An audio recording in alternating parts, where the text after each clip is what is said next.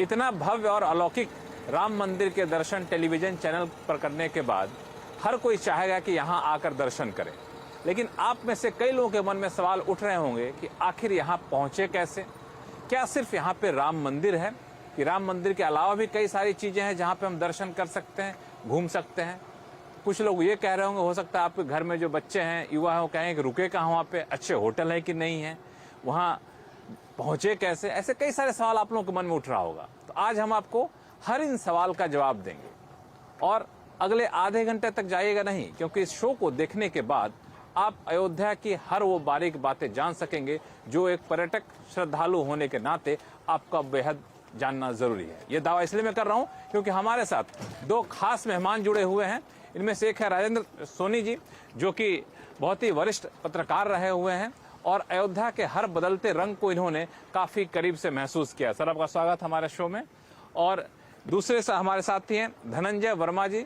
ये अयोध्या के बहुत ही पुराने होटेलियर हैं और ये काफी लंबे समय से यहाँ पे होटल इंडस्ट्री को देख रहे हैं। आप दोनों का बहुत बहुत स्वागत है हमारे इस चैनल में।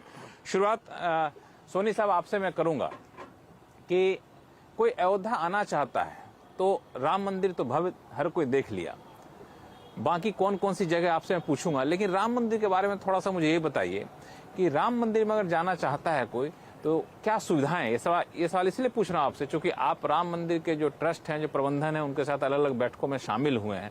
तो एक पर्यटक होने के नाते राम मंदिर के बारे में क्या क्या जानना जरूरी है?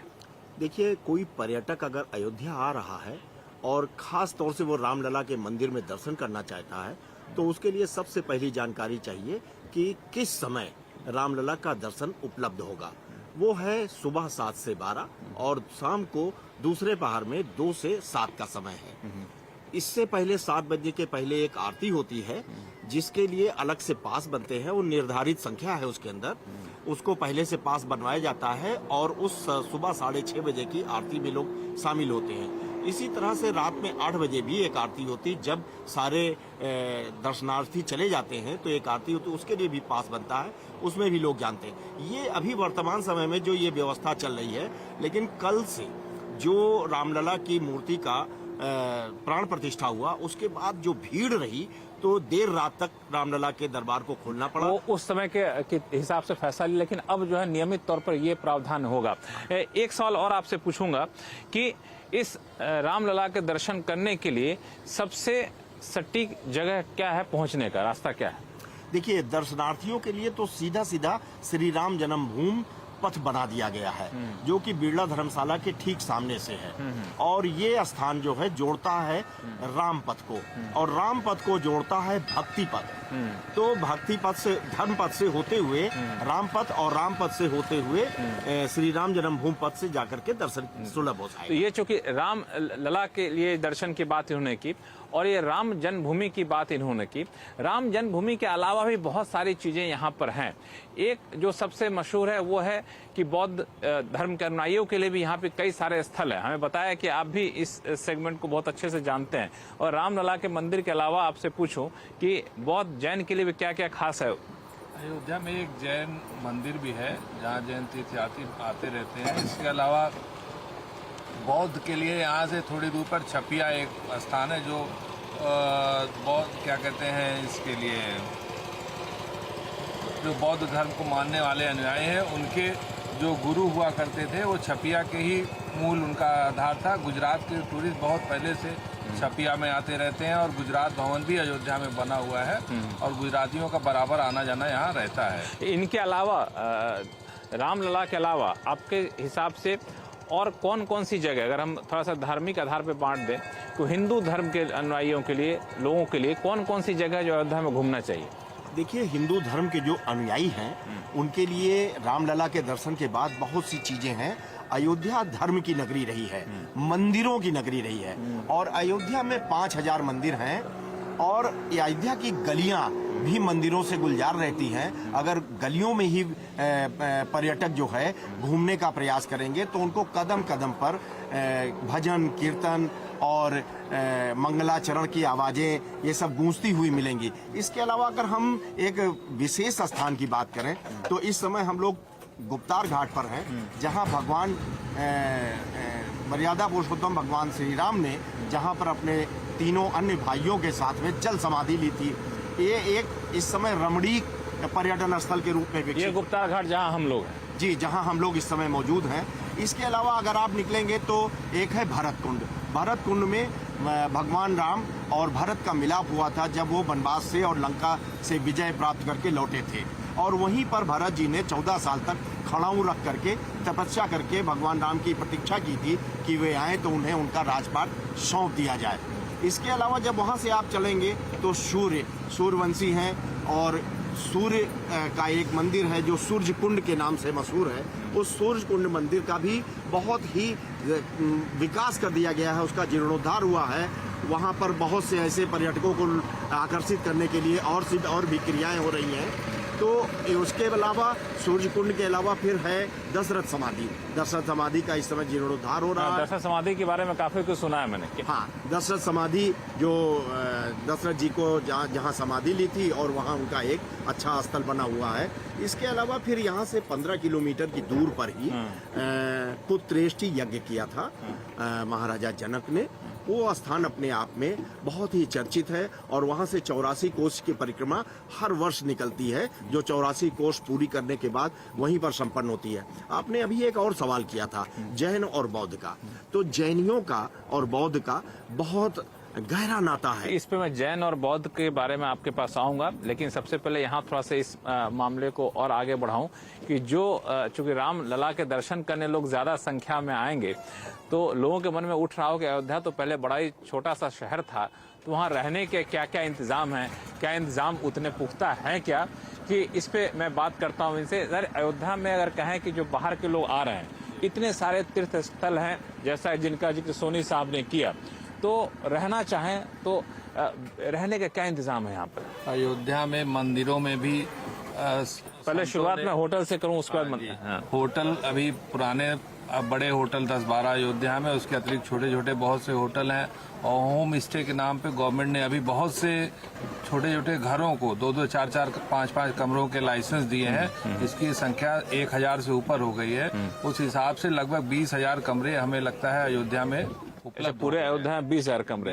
अगर आप हमें ये बता सकें कि ये 20,000 कमरे जो हैं किस रेंज के हैं? मान लिया कोई लग्जरी हाई एंड होटल में रहना पसंद करे तो किस रेंज के होटल मिल जाएंगे यहाँ पे? नहीं, अभी स्टार कैटेगरी में तो एक शायद रेडिसन होटल ही है, बाकी तो स्टार कैटेगरी का कोई होटल नहीं है। लेकिन सभी होटल अच्छे सुविधा से, नए बने हुए जो होटल हैं उनमें सुविधाएं बहुत ही अच्छी हैं, और बहुत ही अच्छे होटल बने हैं। पार्किंग स्पेस और हर तरीके की सुविधा है, और मंदिर के बहुत नजदीक भी हैं, और रुकने का बहुत, इसके अलावा धर्मशालाएं बहुत हैं अयोध्या में। धर्मशाला के बारे में बात करूंगा मैं। होटल का अगर मुझे कुछ आप आइडिया दे सके, दर्शक कोई आना चाहता है तो श्रद्धालु तो जानना चाहे कि आखिर यहाँ पे रूम टैरिफ कितना है। अभी की बात नहीं कर रहा हूँ मैं वैसे जनरल सामान्य दिनों में रूम टैरिफ किस रेंज के आपको मिल जाएगा अगर अच्छे होटल चाहते हैं तो? आप 2000 से लेके 6-7 हजार तक की रेंज के बढ़िया से बढ़िया होटल मिल जाएंगे। चूंकि अभी डिमांड ज्यादा थी, तो इस वजह से रेट बढ़े हुए थे। फ्लेक्सिबल फेयर की वजह से लोगों ने किराया काफी बढ़ा रखा था, लेकिन प्रशासन ने लोगों से अनुरोध किया, लेकिन अभी 2000 रुपए से 6000 रुपए तक के मिल जाते हैं। हाँ, बिल्कुल आराम से। तो सबसे बढ़िया होटल जो मिलेगा वो 6000 तक का मिल जाएगा। हाँ जी, ठीक ठाक होटल 6000 तक का मिल जाएगा। तो आपके हिसाब से किस तरफ रुकना ज्यादा बेहतर है, शहर के अंदर वाले होटल में या फिर शहर के बाहर वाले होटल ज्यादा बढ़िया है? जितने भी होटल हैं वो राम मंदिर से 7-8 किलोमीटर की रेंज में है, बहुत दूर नहीं है। शहर कोई बहुत बड़ा नहीं है जहाँ होटल मतलब इस तरीके के हैं। वो 6-7 किलोमीटर की रेंज में ही सभी होटल हैं। जो अब नए बन रहे हैं वो कुछ राम जो ये परिक्रमा पथ है उसके आसपास भी बन रहे हैं। आपने कहा कि कई रेंज के होटल हैं, सस्ता से सस्ता है, महंगा से महंगा है। अगर आपसे पूछूं कि टॉप 5 को होटल कौन कौन से हैं? टॉप 5 होटल में एक पार्किन है, दूसरा कृष्णा पैलेस है। पार्किन और कृष्णा पैलेस किस कहाँ पे है? सिविल लाइन में है दोनों होटल। इसके अलावा शानेवद होटल है, वो भी सिविल लाइन में ही है। इसके अलावा 2 जो अच्छे नए होटल हैं जो नेशनल हाईवे पर हैं, जो राम मंदिर के नजदीक हैं। एक होटल पंचशील है और दूसरा रामायणा होटल। तो ये जो 5 आपने नाम बताएं, इसमें अगर मैं वैसे मोटा मोटी अंदाजा कहूं तो टैरिफ क्या रहता होगा? वही 2000 से लेके 8-10 हजार के बीच में होना चाहिए। 8-10 हजार से रहते हैं। या इसके अलावा बिल्कुल आप मंदिर के करीब रहना चाहते हैं, क्योंकि सिविल लाइंस का इलाका है, तो मंदिर के करीब अगर आप रहना चाहते हैं तो होटल तो बाद में वहाँ पे अच्छे अच्छे बन रहे होंगे, लेकिन वहाँ पे अच्छे से धर्मशाला है और बेहतर सुविधाएं देते हैं। धर्मशाला कौन कौन से खास है, टॉप 4-5 बता सके आप? देखिए, लंबे समय से जानकी महल ट्रस्ट एक है, उसका स्थान है जो मंदिर आंदोलन के समय पर भी बड़ी भीड़ को उसने अपने यहाँ स्थान दिया, अच्छे भोजन कराए। तो जानकी महल अगर आपको वहाँ रहने को मिल जाए तो उससे अच्छा दिव्य स्थान ही नहीं है कोई। इसके अलावा मारवाड़ी लोगों ने एक मानस भवन बनाया है जो जन्मभूमि मंदिर के एकदम सटा हुआ करता था, वो अधिग्रहित हो गया, तो उसके विकल्प के तौर पर वो रामघाट चौराहे पर है जहाँ कार्यशाला है। इसके अलावा अब तो धीरे धीरे करके अयोध्या के हर मंदिरों में कमरे बन रहे हैं, व्यवस्था हो रही, जिसमें कनक महल एक है और आदित्य भवन है। आदित्य भवन है जो कि एक पंथ संप्रदाय के लोगों ने अपना बनाया है। ये धर्मशालाओं में क्या एसी उसी रहता है क्या? एसी भी है। इसके अलावा श्री राम वल्लभा कुंज मंदिर है। तो कोई भी मंदिर ऐसा नहीं है जिसमें स्तरीय व्यवस्था ना हो। स्तरीय व्यवस्था होती है। हाँ, स्तरीय व्यवस्था है। सूट टाइप के बने हुए हैं। मानस भवन में भी 2-3 कमरों का एक सूट बना हुआ है। ये सब इन सब जगहों से पैदल हम रामलला तक पहुंच सकते हैं? हाँ, कहीं से भी, इन सब स्थानों में से कहीं से भी जाया जा सकता है। इसमें स्तरीय भी है और एफर्टेबल भी है। आप सस्ता भी है। हाँ, 500-700 रुपए में भी जा सकते हैं आप। बहुत कम पैसे में वहाँ आके कई लोगों के साथ मिल करके भी रूम में रह सकते। तो ये सारी जगह जो है सस्ते से सस्ते, महंगी से महंगी जगह आपको बताई, और जो धर्मशाला का जिक्र ये कर रहे थे, वहां से बिल्कुल आप पैदल पहुंच सकते हैं रामलला के मंदिर, या दूसरे जो नजदीक के धर्मस्थल वहां पहुंच सकते हैं। हमारी एक खास चर्चा अयोध्या आने वालों के लिए जारी रहेगी, लौटते छोटे से ब्रेक के बाद, कि हिंदू धर्म के कौन कौन से स्थल हैं जहां पे आपको जाना चाहिए। अब इन्होंने इस सवाल से पहले जिक्र किया था बौद्ध धर्म के कई सारे यहाँ पे, जैन धर्म के कई सारे यहाँ पे स्थल भी हैं। ये तो हम लोग बहुत ज्यादा सुनते नहीं थे। नहीं, जैसे जैन धर्म की अगर आप बात करें तो इनके 24 तीर्थंकरों में से 5 का जन्म अयोध्या में ही हुआ है। और 5 तीर्थंकरों का जो जन्म हुआ उसमें सबसे पहले थे भगवान ऋषभदेव जी महाराज। उनकी जन्मस्थली है रायगंज में उनका स्थान है। बहुत ही दिव्य और भव्य है, बहुत लंबे चौड़े क्षेत्र में है। और इनकी जो धर्मगुरु हैं माता जी वो इस समय यहाँ मौजूद भी हैं। और एक स्वामी रविन्द्र जैन जी हैं, वो मौजूद हैं। और जैन धर्मावलंबी भी इस समय बड़ी संख्या में अयोध्या आए हुए हैं और प्राण प्रतिष्ठा महोत्सव में भी शामिल हुए थे। यहाँ 2 तरह के जैनियों के मंदिर हैं, एक श्वेतांबर के जो इनका वैराग्य स्वरूप पूजते हैं, और एक दिगंबर हैं जो राजसी रूप अपने देवता का पूजते हैं। वो दोनों मंदिर जो बहुत ही प्राचीन यहाँ पर मौजूद हैं। अगर हम बौद्ध की बातचीत करें तो गौतम बुद्ध यहाँ 16 वर्ष उन्होंने गुजारा था। 16 वर्ष यहाँ रहे थे अयोध्या में। और इसके अलावा पास में ही श्रावस्ती है जो साकेत, पूरा अवध क्षेत्र था उसकी राजधानी रही है साकेत करके। तो वहां पर उन्होंने 25 वर्ष, अंतिम पड़ाव के 25 वर्ष उन्होंने 25 वर्षावास गुजारा है और बौद्ध धर्म की दीक्षा दी है वहां पर। श्रावस्ती यहाँ से, अयोध्या से अगर देखा जाए तो केवल 90 किलोमीटर की, मतलब आप अयोध्या में रुक करके श्रावस्ती जा सकते हैं। और श्रावस्ती के अलावा अयोध्या के आसपास क्या क्या चीजें? देखिए, अयोध्या के आसपास अगर श्रावस्ती के अलावा अगर आप जोड़ेंगे तब तो फिर आप वाराणसी भी जोड़ लेंगे, काशी भी जोड़ लेंगे। वो तो फिर दूर है, फिर लोग वहाँ जाकर रहना पसंद करेंगे, है ना। और इसके अलावा अगर हम इस्लाम की बात कहीं उठाएं, इस्लाम पे आऊंगा मैं। और एक और धर्म जो मैं पढ़ रहा था, विदेश में एक महारानी थी, उनका भी मायका यहाँ माना जाता है, उस पर भी चर्चा करूंगा। बड़ा दिलचस्प कहानी इनसे पूछूंगा। लेकिन एक सवाल, इतना कुछ सुनने के बाद आपके मन में कौतूहल काफी ज्यादा बढ़ गया होगा, तो आप ये सोच रहे हैं कि आखिर अयोध्या पहुंचा कैसे जाए, उसका सबसे बढ़िया रास्ता क्या होगा। तो अयोध्या कोई आना चाहता है, देश के किसी अलग अलग कोने से, दिल्ली से आना चाहता है, बॉम्बे से आना चाहता है, तो सबसे बेहतरीन तरीका क्या है? अयोध्या इंटरनेशनल एयरपोर्ट जो महर्षि वाल्मीकि एयरपोर्ट के नाम से जाना जाता है, जिसका उद्घाटन अभी प्रधानमंत्री जी ने हाल ही में किया है, उस वहाँ से डायरेक्ट सेवाएं, हवाई सेवाएं बड़े बड़े महानगरों के लिए, दिल्ली, मुंबई, अहमदाबाद, सभी जगह के लिए शुरू हो चुकी हैं। और धीरे धीरे नई नई फ्लाइट्स का डेली अनाउंसमेंट हो रहा है। तो ये यहाँ कहाँ, इससे आने के लिए आसान रहेगा। इसके अलावा ट्रेन से भी अब अयोध्या, फैजाबाद, अयोध्या और ये लखनऊ और बनारस से डायरेक्ट ट्रेन सेवाएं बहुत बढ़ाई जा रही हैं। कौन से स्टेशन है? अयोध्या जंक्शन है, अयोध्या जंक्शन है, अयोध्या कैंट है और इसके अलावा ये अयोध्या का मुख्य यही 2 स्टेशन है। इसके अलावा दर्शन नगर है और भी स्टेशन है, लेकिन मुख्य अयोध्या कैंट और अयोध्या जंक्शन ही है। अच्छा, मान लिया कोई लखनऊ, चूंकि पास का सबसे बड़ा शहर माना जाता है, राजधानी भी है, लखनऊ से आना चाहे तो कितना वक्त लगेगा यहाँ पहुंचने? लखनऊ से यहाँ आने के लिए सड़क मार्ग से 1.5 से 2 घंटे लगते हैं और ट्रेन से भी लगभग इतना ही समय लगता है। और सुविधा बहुत अच्छी है, राष्ट्रीय राजमार्ग है, यहाँ आने में कोई भी असुविधा नहीं है। बहुत आराम से टूरिस्ट 24 घंटे सफर कर सकता है, किसी प्रकार का भय या किसी प्रकार की असुविधा उसको नहीं। ये एक बड़ी बात इन्होंने कही, क्योंकि कई सारे धर्म स्थलों पे आप जाएंगे तो ऐसा लगता है कि सामने वाला जो है सो किसी तरीके से कोशिश करता है कि बहला फुसला लें श्रद्धालु को, बाहर से आए हैं, ज्यादा पैसा बता दें। तो ये सारी चीजें यहाँ पे मुझे नहीं दिखी। मैं यहाँ पे कई दिनों से था, सब बहुत ही सौहार्दपूर्ण तरीके से व्यवहारिक थे। किसी को कहते हैं लूट खसोट वाली स्थिति मुझे यहाँ नहीं दिखी, सब बड़े व्यवहारिक यहाँ पे दिखे। ये एक अयोध्या की खासियत है। आप बात कर रहे थे इस्लाम धर्म की, उससे पहले मैं आपके पास आऊंगा। एक और बेहतरीन जगह है और किसी विदेश की महारानी का मायका माना जाता है, वो भी बड़ा फेमस है विदेशियों में। राजकुमारी सूर्य रत्ना थी। राजकुमारी सूर्य रत्ना, हाँ, बौद्ध धर्म का प्रचार प्रसार करने के लिए नाव से अयोध्या से गई थी, कोरिया पहुंची थी। वहाँ कोरिया के लोगों ने उनकी नाव को सुरक्षित रखा है, आज भी वहाँ सुरक्षित है। अच्छा। और आज से करीब 10 साल पहले वहाँ के लोगों ने अपनी ननिहाल खोजते हुए अयोध्या आए और यहाँ के प्रशासन से और प्रदेश के शासन से संपर्क करके एक स्थान लिया है वहाँ पर। चूंकि राजकुमारी वहाँ गई थी तो करक वंश के राजकुमार से उनकी शादी हुई थी और उनके वंशज हो टाइटल लिखते हैं, तो उनका नाम वहाँ राजकुमारी हो गया। अच्छा, हो राजकुमारी हो गया। अच्छा, हिंदी वाला हो नहीं है, राजकुमारी हो सरनेम होगा उनका। हाँ, टाइटल है।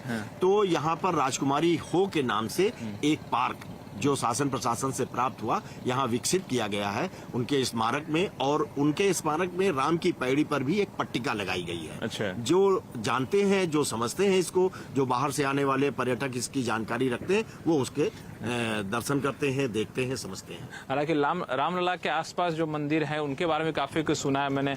हनुमानगढ़ी है, राम की पैड़ी है, सरयू है, ये सब कितना आसपास है रामलला के मंदिर से? देखिए, अगर हनुमानगढ़ी की बात की जाए तो चूंकि आपने अभी तक रामचंद्र जी की बातचीत की थी, हनुमान जी के दर्शन के बगैर रामचंद्र जी का दर्शन नहीं माना तो जाता। हनुमानगढ़ी जो कहाँ कितनी दूर है रामलला से? केवल 200 मीटर पर है। 200 पैदल ही जा सकते हैं? जी बिल्कुल, वो एरिया है। और बहुत समय से यहाँ का वैभव स्थापित किए हुए एक कनक भवन मंदिर है। तो कनक भवन मंदिर में पहले लोग हनुमानगढ़ी जाते थे, फिर कनक भवन जाते थे। अब जो है हनुमानगढ़ी दर्शन करने के बाद सीधे रामलला का लोग दर्शन करेंगे। ऐसी स्थिति। अगर और मंदिरों की आप बात करते हैं तो 108 ज्योतिर्लिंगों में एक यहाँ पर नागेश्वर नाथ मंदिर है जो शिव परंपरा पर आधारित। इसके अतिरिक्त 5 और मंदिर हैं। तो यहाँ बहुत कुछ है देखने के लिए। मतलब ये बिल्कुल कहें तो मंदिरों का शहर है अयोध्या। भले ही छोटा शहर है लेकिन मंदिरों का शहर है। तो आप आएंगे तो बहुत सारी जगह आपको घूमने को मिलेगी। एक चीज आपसे पूछना चाहूंगा, क्योंकि आप भी होटल इंडस्ट्री जुड़े हैं, लोग आते हैं अपनी गाड़ियों से आते हैं, कई बड़ी बड़ी गाड़ियों से आते हैं। तो शहर के भीतर घूमने के लिए अपनी गाड़ियों से जाना ज्यादा बेहतर है या फिर यहाँ पे पब्लिक ट्रांसपोर्ट लेना ज्यादा बेहतर होता है? शहर बहुत छोटा है, यहाँ पर आप आराम से पब्लिक ट्रांसपोर्ट से भी टहल सकते हैं। और गवर्नमेंट ने अभी पार्किंग की भी बहुत अच्छी व्यवस्था की और नई नई बसें बहुत ज़्यादा चला दी हैं। जहाँ तक मेरी जानकारी लगभग नई 250 इलेक्ट्रिक बसें चलाई गई हैं। तो आपको किसी तरीके से आने जाने की कोई भी असुविधा नहीं होगी, हमें पूरा विश्वास है। और ट्रांसपोर्ट के लिए डेली गवर्नमेंट नई नई कुछ चीजें बढ़ाती भी जा रही है। कई सारी कंपनियां जो हैं कैब एग्रीगेटर यहाँ पे इलेक्ट्रिक ऑटो की शुरुआत की है, इलेक्ट्रिक बस की शुरुआत की है। तो उसका भी आप यहाँ पे फायदा उठा सकते हैं। तो अपनी गाड़ी से घूमने से ट्रैफिक जैम और पार्किंग वगैरह के टेंशन से का जो होता है वो छुटकारा मिल जाएगा, आप पब्लिक ट्रांसपोर्ट का सहारा लेंगे। चलते चलते एक आखिरी सवाल, आप इस्लाम धर्म के बारे में कहें तो उनके भी बहुत सारी जगह यहाँ पे हैं। देखिए, इस्लाम धर्म के तमाम पैगंबर हुए हैं। एक पैगंबर का स्थान अयोध्या में है जो यहाँ मणि पर्वत पर है। इसी के साथ एक ये भी बात हो जाए कि मणि पर्वत जो है वो इस बात के लिए ख्याति प्राप्त है कि वहाँ भगवान राम झूला झूला करते थे। तो सावन झूला मेले के समय पर वहाँ एक बड़ा मेला लगता है, बड़ी संख्या में श्रद्धालु आते हैं मणि पर्वत पर जो है। और उसी से ठीक सटा हुआ शीश पैगंबर का की मजार है, जिसको इस्लाम धर्मावलंबी भी आते हैं, हिंदू भी जाते हैं, वहाँ पर चादर चढ़ाते हैं, जो हिंदू मुस्लिम एकता का एक तरह से प्रतीक भी माना जाता है। आपसे सवाल एक पूछूंगा, क्योंकि रहना के इंतजाम बता दिया हम लोगों ने, घूमना कहाँ कहाँ इसका इंतजाम हमने बता दिया, अब लोग आते हैं बाहर से जाते हैं, खाना का कहाँ अच्छा खाना मिलेगा ये बताएं। तो आपके हिसाब से कौन कौन से अच्छे रेस्टोरेंट हैं जहाँ पे खाना खा सकते हैं हम लोग? देखिए, अयोध्या आने के बाद आदमी सात्विक भोजन ही ज़्यादा पसंद करता है, शाकाहारी भोजन ही ज़्यादा पसंद करता है। लगभग शहर के हर रोड पर अच्छे रेस्टोरेंट बन गए हैं और खाने पीने के लिए बहुत अच्छी, इसके अलावा मंदिरों में भी शुद्ध सात्विक भोजन का बहुत अच्छी व्यवस्था है। खाने पीने की कहीं कोई कमी अयोध्या में कहीं नहीं कोई कमी नहीं। आपको एक से बढ़कर एक यहाँ पे रेस्टोरेंट मिल जाएंगे। एक जो लोकल कुछ खाना चाहे कोई दर्शक यहाँ पे पर्यटक या श्रद्धालु, तो कौन सी चीज आप बताएंगे लोकल खाने के लिए, कहाँ खाए हो? देखिए, कनक भवन के सामने एक अम्मा जी की रसोई है, बहुत मशहूर है। वो 80 रुपए थाल भोजन कराता है, प्यार से कराता है, जब तक पेट न भर जाए तब तक कराता है। इसके अलावा अगर आदमी थोड़ा और ऊंचे स्तर पर भोजन करना चाहता है और महसूस करना चाहता है, किसी अच्छे रेस्टोरेंट का भान करना चाहता है, तो उसके लिए पंचशील में पंचशील होटल है, उसमें रेस्टोरेंट है। मैं भी वहाँ पे खाना खाऊं, काफी टेस्टी खाना होता है। और यहाँ पे लोकल क्या है खास जो खाना चाहिए? लोकल देखिए, अब ये पूर्वांचल का क्षेत्र है और पूर्वांचल के क्षेत्र होने के नाते यहाँ पर बाटी चोखे का प्रचलन बहुत बढ़ गया है। बाटी चोखा का सबसे बेहतरीन जगह? बाटी चोखा का सबसे बढ़िया और बेहतरीन स्थान है railway station Ayodhya cantt. Ayodhya cantt. और यहाँ पे लोगों ने मुझे कहा जलेबी और दही भी अच्छा मिलता है। हाँ बिल्कुल, आपने बिल्कुल सही बात कही। इसने राष्ट्रीय स्तर पर जो व्यंजन होते हैं उसकी राष्ट्रीय स्तर पर की प्रतियोगिता में प्रथम स्थान प्राप्त किया है, जलेबी और दही जलेबी का। और उसका स्थान है, जब आप दर्शन मार्ग पर जो जाते हैं आप रामलला के, अब तो बिरला धर्मशाला का वो स्थान बहुत ख्याति लेगा, वहां से लेकर के और सरयू तट के बीच में ये है, बाएं साइड में है मौर्या जलपान गृह। मौर्या जलपान गृह लिख लीजिएगा, आप आइएगा तो जरूर। वहाँ पे मौर्या जलपान गृह में क्या मिलता है? वहाँ पे दही जलेबी भी मिलती है, दही रबड़ी भी मिलती है, उसके अलग तरीके के समोसे भी हैं, कचौड़ी भी है, लेकिन हर चीजें वो जो देता है वो अलग तौर तरीके से देता है। जैसे कचौड़ी को कस के मीस देगा, उसमें सारे चीजें डालेगा, खटाई वटाई, उसके साथ दही भी डालेगा, समोसे के साथ भी इस तरह करेगा, उसके साथ छोला भी देगा। वो कुछ एक अलग तरीके से देता है और लोग बहुत आनंदित होते हैं, भीड़ लगी। आखिर में बता दूं कि रामलला के दर्शन करने में ज्यादा से ज्यादा सुविधाएं दी जाएं, इसका पूरा ख्याल मंदिर प्रशासन ने, ट्रस्ट ने रखा है। रामलला के प्रवेश द्वार पर ही इलेक्ट्रिक कार्ट चलाया गया है, ई कार्ट है, जिसमें आराम से आपको बैठाकर सीधे मंदिर द्वार तक ले जाया जाता है।